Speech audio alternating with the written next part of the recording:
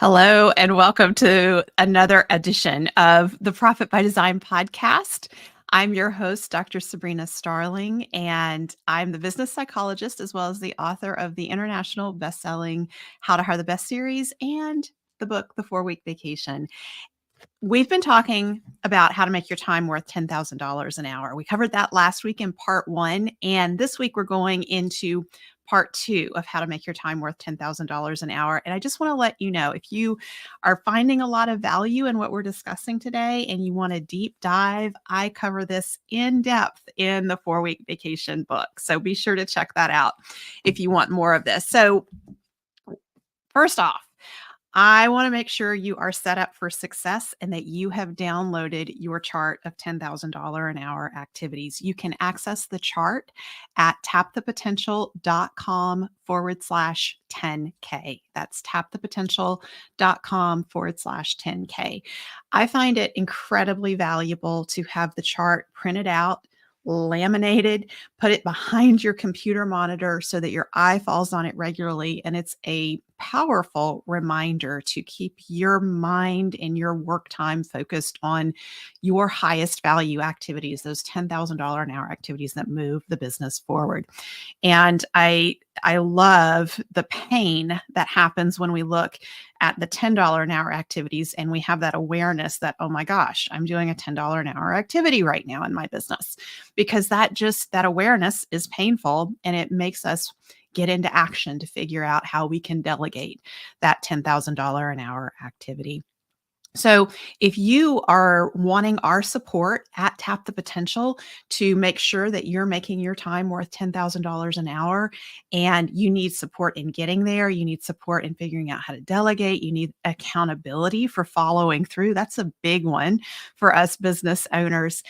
Head on over to tapthepotential.com and book a call with us and talk to us about how we can support you in the Better Business, Better Life program so that you can free up your time to have more time for what matters most and have more money in your bank account than ever. So just head on over to tapthepotential.com and book a call with us. And if you're here with us live, thank you for being with us live. I love that. I want to invite you to comment in the chat as we go, ask questions. We don't want to leave any questions unanswered. And that's the best opportunity when you're here live. You can say, hey, what about this or what about that? So be sure to pop your questions in the chat. And then if you have friends or colleagues that you think would benefit from hearing about how to make your time worth $10,000 an hour, and who wouldn't want that, right? Tag them in the chat to bring their attention to this episode. And if you're watching a recording of this later on, just hit hashtag replay and that will alert us that you're watching the recording. And then if you have questions, we will answer your questions even after this episode ends. We really want to support you here. So last week's episode was all about the business owner and you focusing your time on the highest value activities. And if you have not listened to that episode, you definitely want to go back and listen to that. In this episode, I want to shift and I want to talk about your team members and how to support them in making their time more valuable on the team. It is possible to get your team members doing $100 an hour, $1,000 an hour, and even $10,000 an hour activities. And that makes the business stronger, obviously. It also creates opportunities for advancement, which that's critical for you in attracting and retaining A players to your team. So all of this works together and it works with the Tap the Potential solution, which is in your workbook. And you will get that workbook when you download the chart of $10,000 an hour activities at tapthepotential.com/10K. So as we start looking at getting our teams working from their highest value activities, one of the biggest mistakes we make is our mindset about work. And we operate from a very outdated notion that we should be fully productive for 8 hours a day. And we hold ourselves to that expectation and we hold our team members to that expectation. And the reality is we cannot concentrate for 8 hours a day. The 8-hour day originated in the Industrial Revolution, not the information age. And so we are in the information age. And when I wrote the 4-week vacation, I did a deep dive into the research around effectiveness and productivity in the 4-week vacation. And many of you have heard me talking about personally myself working a 25-hour work week. Um, Part of the reason that I continue to work a 25-hour work week, even long after I could work longer if I actually wanted to, but the reason I stick to a 25-hour work week is because I find my effectiveness goes down after about 4 or 5 hours of intensive work every day. And if you're going to work on your $10,000 an hour activities, a lot of times that requires higher level thinking, which can be pretty exhausting. And it's not realistic to do that for 8 hours a day. And so, what I've found over time, both for myself and this is what we do on the Tap the Potential team, is we want to get our team members really focused on what is their highest value contribution, what are their key activities that relate to the sweet spot of the business and that drive the profitability, and doing those first and thinking about those as the big rocks. And then the other things, they may be important, they may be time sensitive, but they happen as they happen. But those highest value activities need to happen first. And so this requires time blocking. And when you and your team are focusing on increasing the value of your time and your team members' time, you want to be time blocking. And so it's not just that you want to time block, but you also need to train your team on blocking time. And when we're starting to look at how many, I really encourage you to just get away from this whole idea about how many hours should my team work and really move to a results orientation, because it's not about the time that we put in. It's really about the results that we and our team members are delivering that matters. So when it comes to time blocking, I want you to think about that you can't do long periods of sustained attention. That's not possible. And so if you're going to block time for your $10,000 an hour activities, or your team members are blocking time for their higher value activities, that you're blocking 90 minutes and a break, or 45 minutes and a 10-minute break, and then doing 45 more minutes. I think it's hard to focus for 90 minutes straight, quite honestly. I know some people can do it. It's hard for me, and I think it's hard for most people. So 45 minutes and a break. And then thinking about that there's an opportunity, if you're blocking time for that, say on a Monday, that there's an opportunity to come back to that activity later in the week, maybe the next day or no more than 2 days later, so that there is continuity and in a thread. It's very hard if you only have a block of time that's, say, 90 minutes long to focus on a high value activity and it doesn't get finished and you're moving on to something else. If you have to wait a whole week to come back to it, a lot gets lost in that time.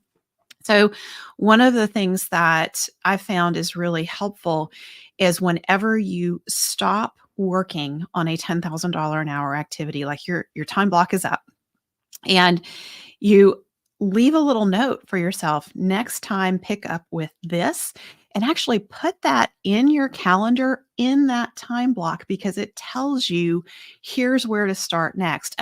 A lot of us become very inefficient on higher value activities that require more creative work because we get lost. We get lost in the project, we forget where we were, and we have to spend all this time reorienting ourselves and picking the threads back up. So always leave yourself this little trail of breadcrumbs. And when you stop working, assign when you're going to come back in your next block for $10,000 an hour activity, assign yourself, here's what's happening next, and teach your team to do the same thing for themselves when they're shifting from their highest value activity and going to do something else. And so work with your team members to identify for themselves when they're most effective. Everyone has periods where they're least effective and more effective. Some people are just not morning people and they don't start picking up until midday or after lunch or mid-morning.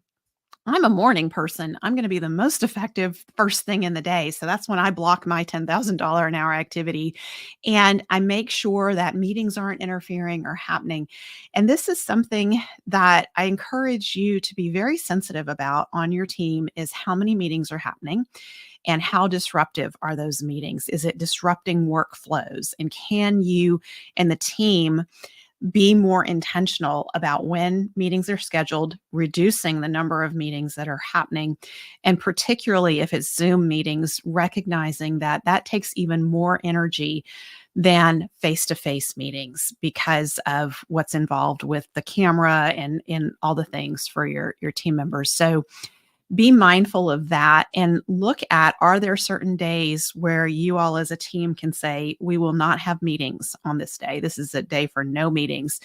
And that really creates the opportunity for your team members to hunker down and focus. The other thing I would encourage you on is to make sure you're scheduling regular one-to-ones with your team members, either that they're having a one-to-one with you or their direct supervisor on a regular basis, weekly or every other week. And this creates the opportunity for them to ask questions in the meetings, and it reduces a lot of context switching. I'm going to talk about that in a minute. But context switching happens when people come to you, you're in the middle of working on something, and they say, hey, do you got a minute? Now you're switching context, and a lot of productivity is lost from that. And so if you train your team members to hold 90% of their questions for their one-to-one, then it frees up a lot of interruptions for everyone that happen throughout the workday, and it makes work a lot more efficient. And I also encourage you to be running your meetings with agendas, and that your team members are coming into their one-to-one meetings with their own agenda and they're adding items. Now you can give them the agenda as a template that you're going to follow, but every week or every meeting, they need to be coming in and bringing that agenda filled out so that you're not going into meetings willy-nilly. That makes your time a lot more effective too, and it'll reduce the amount of time that you spend in meetings, and you'll find that your meetings feel a lot more effective for you. So the other thing that's helpful for you and as you coach your team members is to think about having themed days on your calendar so that you're kind of in one way of thinking and not switching back and forth. So for me, I find it very hard to like be writing an article and then have a meeting at 10 o'clock and I have to remember, oh yeah, I've got to get ready for that meeting, but I've got to write this article. And then after that, I need to go, respond to some social media posts that my team sent over to me. That's all very that's a lot of context switching. So instead, I like to have themed days for myself personally. Mondays are my, higher value activity days, content development, pursuing speaking engagements, working on my keynotes, those types of things. Fridays are podcast days. So in between Tuesdays, we have meetings, we have courses, we have, and Wednesdays and Thursdays, we run courses. We have our groups, our Better Business, Better Life groups meeting. So we as a team have gotten very intentional about how we block time, and that allows every team member to have some flexibility in their schedule as to when they can have really deep focus time, when they can have meetings, when they're going to be returning emails and phone calls, and that makes everyone a lot more effective. So one of the things I encourage you to do is be very mindful and teach your team to be very mindful about the impact of context switching. So studies show that it can take up to 9.5 minutes to get back into our workflow after switching context. So just switching between digital apps. An example of this is if I am working on something in Asana, like preparing for a meeting, and all of a sudden my Voxer goes off and I stop working on that and I go and I listen to the Voxer, and then I'm going to go back to preparing for that meeting in Asana. That is a context switch. And you can lose 9.5 minutes. When you're doing something that requires really deep focus and concentration, maybe you're creating an offer for one of your top clients, and you're looking at some innovation and what you're going to add into this offer. And now all of a sudden your email dings and you're over there in your email. You're losing 9.5 minutes just switching back and forth. So studies show that workers lose up to 20% of our cognitive capacity when we're context switching. And that 9.5 minutes means it's taking us 20 minutes just to get back on track after a task has been interrupted. So, but the other thing that I think is really interesting is understanding that when we're working on multiple projects simultaneously, how much we can lose in context switching, going back and forth. So one of the problems we have on our team, and you might have this on your team too, is we're very ambitious and we set these big goals. And then we have too many big rocks that we're trying to pursue individually and as a team. And our focus is scattered everywhere. And we feel like we're not getting anything done. Nothing's getting finished.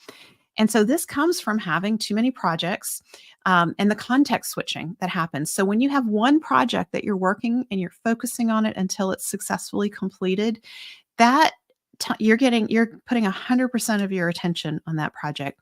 When you have 3 projects, each of those projects only gets 20% of your focus, and there is a 40% loss to context switching, 40% loss in productivity to context switching.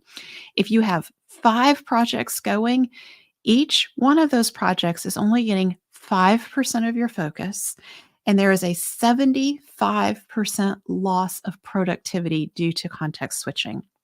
So if you have, and if you're an A player, chances are you're learning, you're going through how to hire the best, you're learning how to hire A players, and you're building the team of A players. One of the Achilles heels of us A players is we are overly ambitious in our goal setting.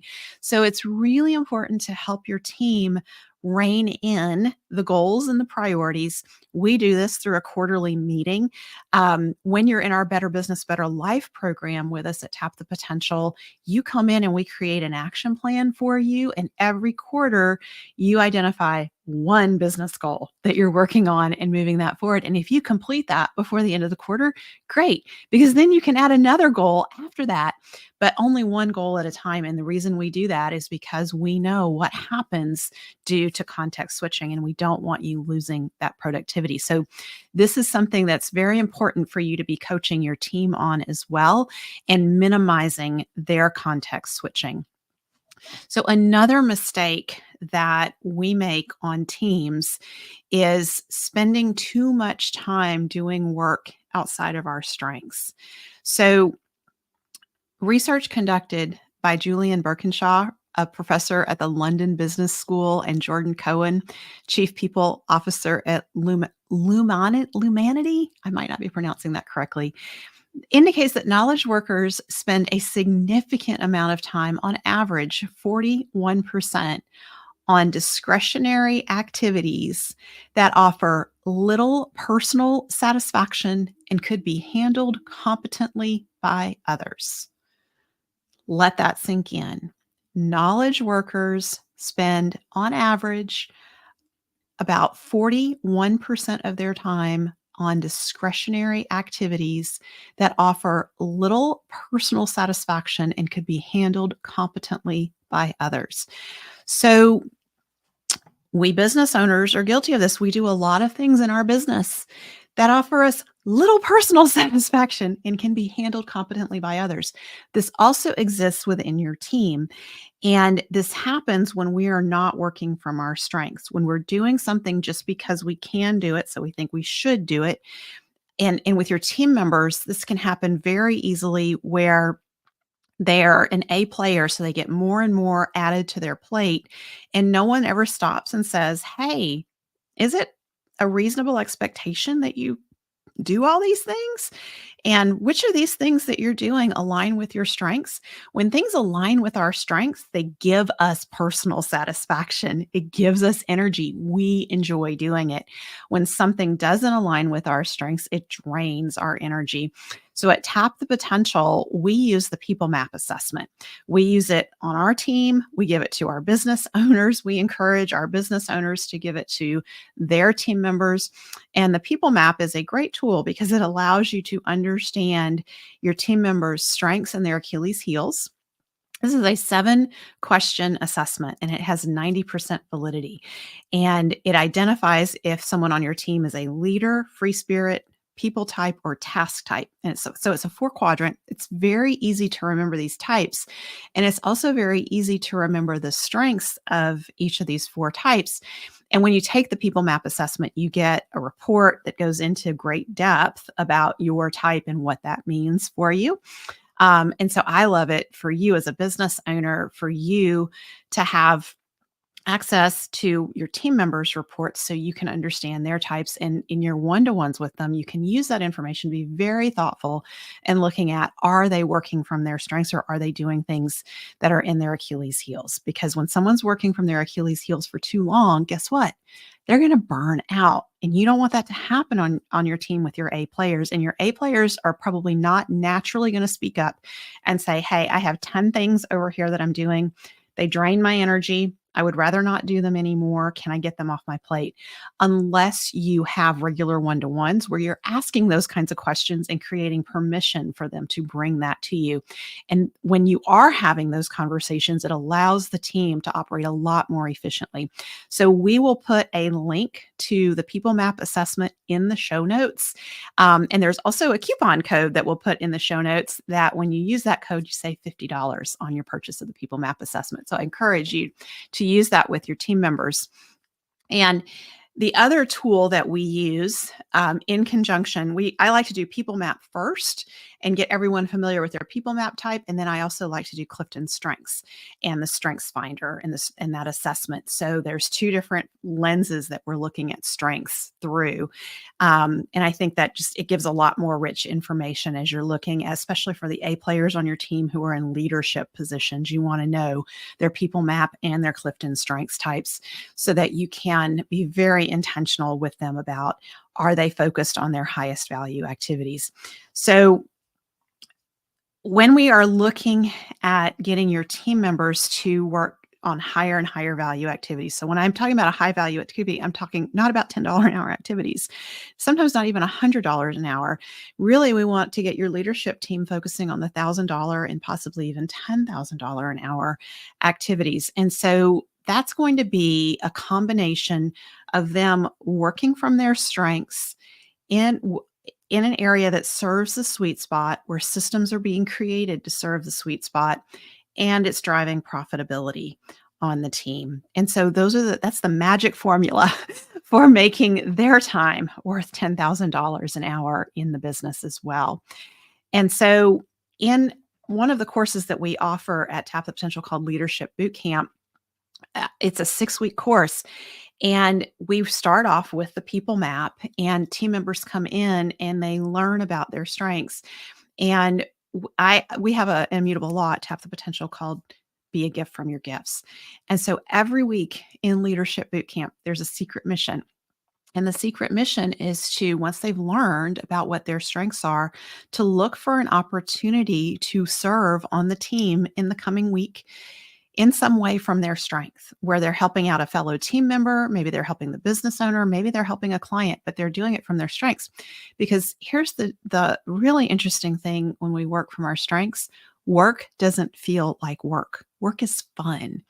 And one of the most interesting things that I have learned from doing these secret missions with our participants, our participants in Leadership Bootcamp, is that they are happy when they're talking about their secret mission, and they're happy when they're doing their secret mission. So this really is a way, it increases engagement on the team and productivity. It does not feel like a laborious task to work from our strengths.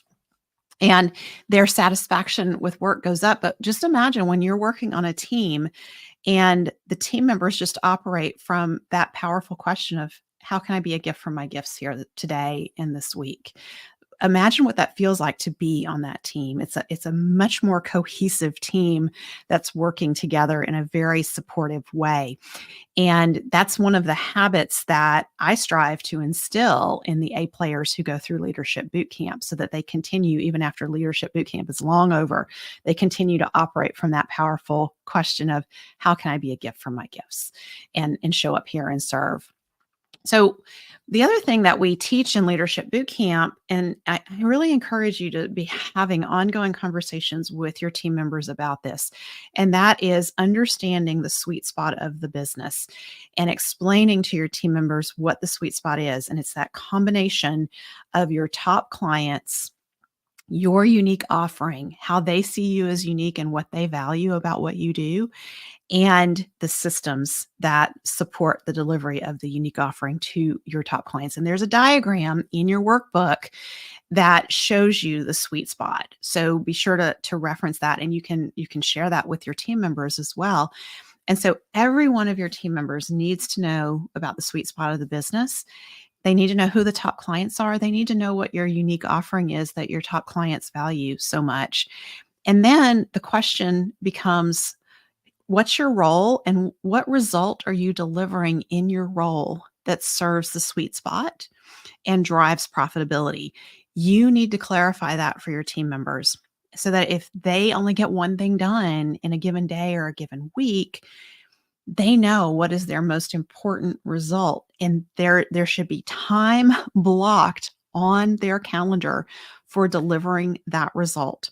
And it needs to be there every day that they're working. And so this is not about how much time are you putting in, it's about, are you delivering the result?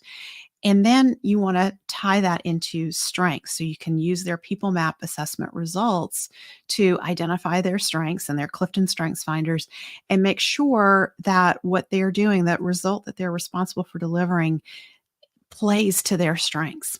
If they have a result that they're responsible for delivering and it constantly keeps them in their Achilles heel, it's going to wear them out, and you are going to see an A player go from A player to C player probably in 6 to 9 months. It happens very quickly because of the energy drain that's going on when we're not working from our strengths.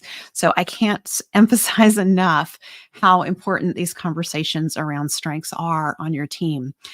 And so when your team members have this understanding, and they get more things delegated to them, because that's what happens to A players in your one-to-one, they're going to come to you and say, okay, I've got these 10 things that have been delegated to me. And I remember from our conversations about the sweet spot, this is my key result. So help me figure out, what can I let go of? What can I delegate? And this leads to natural delegation down the role chart. Oops. Sorry about that. That might have been very loud on your end. So natural delegation down the role chart. So if they have $1,000 an hour activities, a key question that you want to talk about in your one-to-one is, what are you doing that's only worth $100 an hour? What are you doing that is not tied to the sweet spot or the profitability? Maybe that's something that doesn't even need to be done anymore. Maybe that could be stopped. But maybe it's something that does tie to the sweet spot and the profitability, but it's not as valuable a result as this $1,000 an hour activity that this team member could be doing for you. So that's an opportunity to delegate down and look at people who are in more entry-level roles who can take on a higher level of responsibility. And this is where you start creating those natural opportunities for advancement on the team. I also recommend that at least once a quarter, you do a time audit with your team members.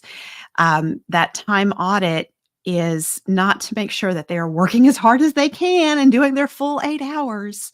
That time audit is really to look at, are you doing $10 an hour activities?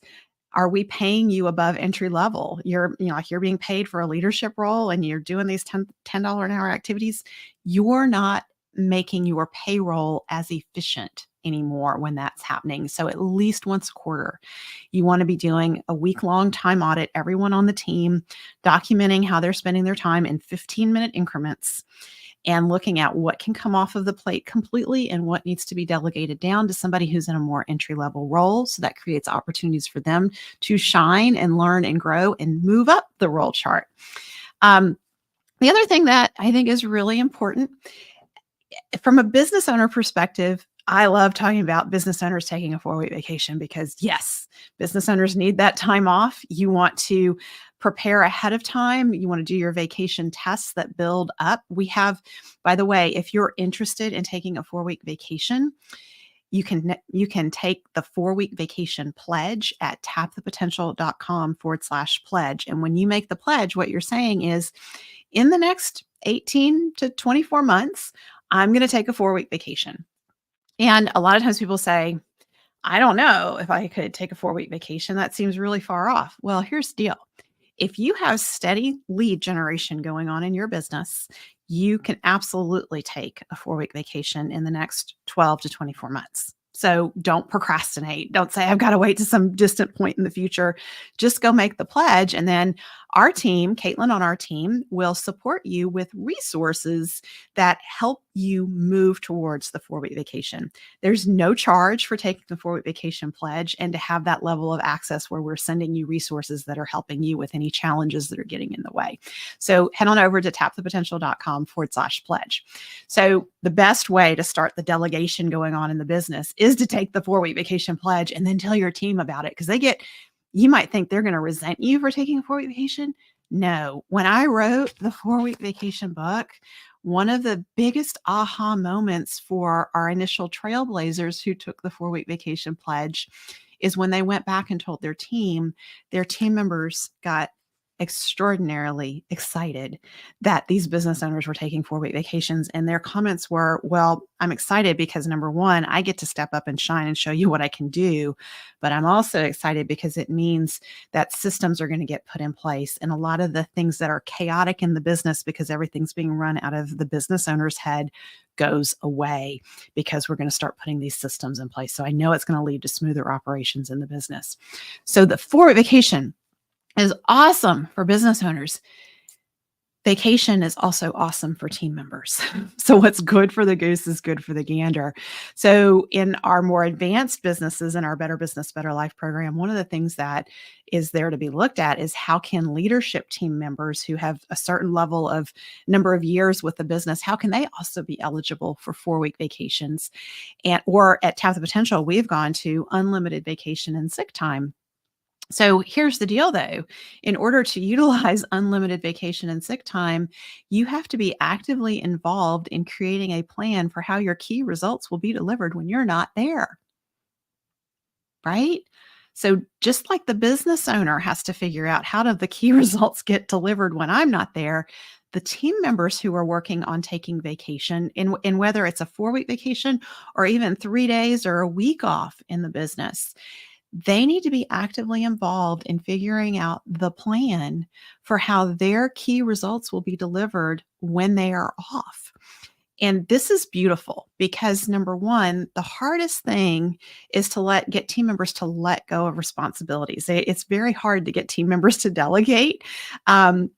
Because a lot of times we feel like if we let go of something, then we're not as valued. And if the business can run without us while we're on vacation, maybe they're going to fire us when we get back. And no, that should not be happening. When you get back, you should be stepping into higher level, higher value activities. And you shouldn't be taking on the low value activities that have been delegated down the accountability chart. So again, it creates natural opportunities for advancement. But it also makes the business stronger because it keeps the business from relying too heavily on any one individual for key results that are being delivered. And so and this is messy. It's imperfect. On our team, we have one team member who's eligible to take unlimited vacation, and they don't. In one of the roles, they're in 2 roles. One of the roles they're in, there's not someone to delegate to. So we need to figure out a plan because if that person got sick for an extended period of time, some key results in the business would not be getting delivered. So this forces us as a leadership team to create a plan for how do these key results get delivered when that team member is out. But it also gives that team member the opportunity to take much needed vacation. And that is so critical for your A players, because just like it's hard for us to get business owners to take 4-week vacations because we feel like that's too luxurious, it's too indulgent. I need to be working. If I'm making money, I should be working, even though you work 60, 70 hours a week. Maybe you haven't had any unlimited, unplugged time away in years. You still have those gremlins that say, I shouldn't do it. Your team members have those same gremlins going in their head about taking vacation. Your A players do. Your warm bodies are probably like, yeah, unlimited vacation. I'm all over that, man. That's why you don't want to offer unlimited vacation unless you are hiring A players and you know how to hire the best. So that's my caution. Don't just create that policy when you have warm bodies on your team, because they will take advantage of it. So when you're encouraging your team members to take that time off, they're much more likely to take it if they are not concerned about all the work they're going to have to do to get ready for vacation and all their work they're going to have to do when they get back. You know how that week before vacation, like 2 or 3 days before vacation, you have to work 10, 12-hour days to get it all done. So you can be off for a week and then you come back from vacation and you have to work 3 or 4 or 5 10-hour days to get it all done because it all piled up while you're away. Team members don't want to take vacation for that reason. And so when we are working with them ahead of time to figure out this plan that where their key results will get delivered when they're not there, then it makes it easier for them to be able to take the time off. And if you are on an in-person team and you have A players who show up to the office when they're sick and they spread their germs everywhere, you know what I'm talking about, right? Just because they don't want to take the time off, they're afraid things won't get done. And so they show up sick, but meanwhile, they get everybody else in the office sick. If you have this kind of plan in place, that will happen less and less frequently. And you can actually say, go home. Don't bring your germs to the office. We want to stay healthy here. So I hope this is starting to inspire you to not just think about your time as being worth $10,000 an hour, but to create that possibility that you have key team members whose time can be worth $1,000 and sometimes even $10,000 an hour as well. And so all the learning that you're doing about learning how to delegate and let go, you then have to turn around and coach and support your team members in doing the same. And I hope what I've shared with you today on the podcast has given you some tools to do that. I also want to share that we teach this to your A players in our leadership boot camp at Tap the Potential. And we will put a link in the show notes if you're interested in putting any of your A players in leadership boot camp. So I want to share a success story with you around this that came out of leadership boot camp a few years ago. And a few years ago, I had a client who sent an A player through leadership boot camp. But he talked to me ahead of time and he said, I used to think this person was an A player. They showed up as an A player for over a year. And then their morale started to go down. And now it seems to me like they're starting to get more and more disengaged. And we have a rule at Tap the Potential that you can only send your A players through leadership boot camp. Don't send me your warm bodies because they reduce the engagement for everybody. It's no fun for A players to be hanging out with warm bodies in leadership boot camp. So we only accept A players into leadership boot camp. So his question was, can I still send him through leadership boot camp even though his morale seems to be going down? And I said, yes, let's see what's going on. And so and I suspected it had something to do with either not working from strengths or not understanding the key results he was responsible for. I knew it was somewhere in there that was causing the morale to go down, but I couldn't put my finger on it. I wanted more information. So we put him in leadership boot camp, got the people map. But that didn't really shed much light on this particular issue. And it was when we started talking about the sweet spot of the business. And I explained what the sweet spot is. And part of the field work that week was to go have your one-to-one with your supervisor and ask them to walk you through the sweet spot of the business. When he came back the next week and I asked about secret missions, he jumped. He said, I want to go first. I got to tell you this. This is amazing.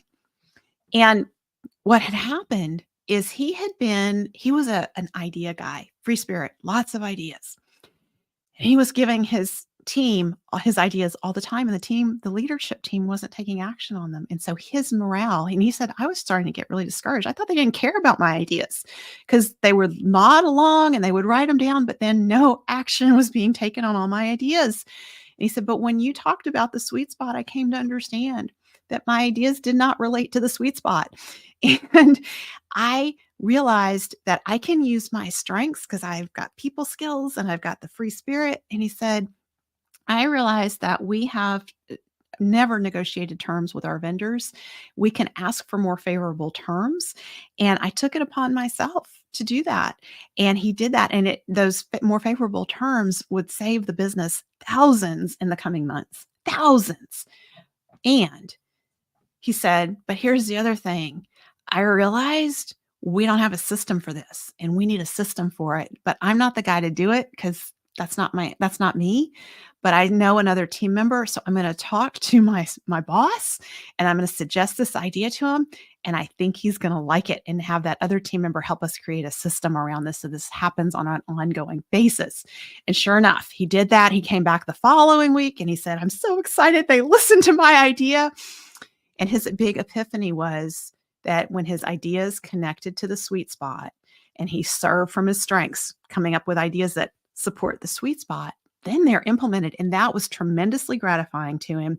But I gave him gold stars in leadership boot camp because he had the awareness after taking the people map to understand he's not the guy to create a system around this. He's the guy to go do it. And he enjoyed doing it and he could follow the system, but he wasn't going to be the one to create it. So he went to the business owner and the team and said, I think this person would be the person to do it. What do you guys think? So he proposed a solution. He laid it all out. And that was tremendously gratifying for him because he could show up from his strengths, serve the sweet spot, and also recognize something not to take on, something to say no to, and identify someone else on the team who was very happy to implement those systems because that's part of who they are.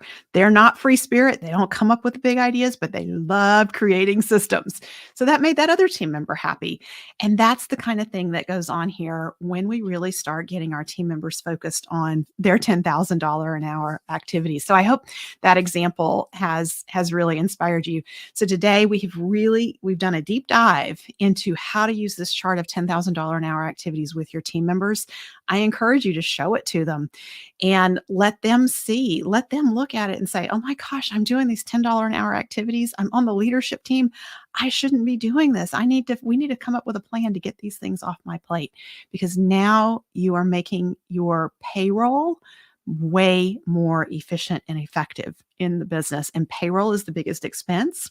At Tap the Potential, we're all about helping you design those sustainably profitable businesses. And when your payroll isn't efficient, that's taking away from your profit. So this is a big deal.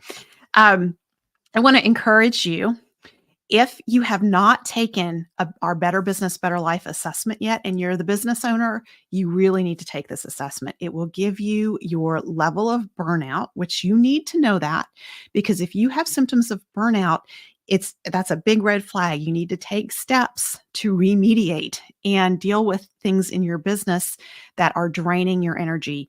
You're not working from your strengths. You're working outside your sweet spot. Maybe your business doesn't even have a sweet spot. So that assessment will identify your level of burnout, but then you also get an assessment of the strength of the systems, the key systems in your business.